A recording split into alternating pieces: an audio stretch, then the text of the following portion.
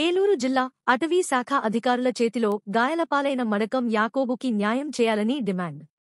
Jangareddygudem RDO కార్యాలయం ఎదుట బాధితుని బంధువులు, ఆదివాసీ గిరిజన, పలు ప్రజా సంఘాలు ఆందోళన. ఆదివాసీలపై అకారణంగా దాడికి పాల్పడితే సహించం, దాడికి పాల్పడిన వారిపై శాఖాపరమైన చర్యలు తీసుకోకపోతే ఆందోళన ఉధృతం చేస్తాం.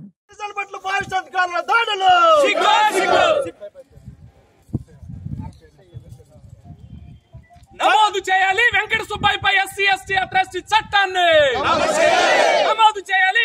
సబ్ డిఎఫ్ఓ వెంకట సుబ్బయ్యపై ఎస్సీ ఎస్టీ అట్రాసిటీ కేసు పోరాడుతాం. వెంకట సుబ్బయ్యపై ఎస్సీ ఎస్టీ అట్రాసిటీ కేసు నమోదు చేసే వరకు పోరాడుతాం. సబ్ డిఎఫ్ఓ వెంకట సుబ్బయ్యపై ఎస్సీ ఎస్టీ కేసు నమోదు చేసే వరకు పోరాడుతాం. సబ్ డిఎఫ్ఓ వెంకట సుబ్బయ్యపై కేసు నమోదు చేసే వరకు పోరాడుతాం. గిరిజనుడైనటువంటి మడకం యాకోబుకు న్యాయం జరిగే వరకు అరెస్టు చేయాలి అటవీ సిబ్బందిని వెంటనే.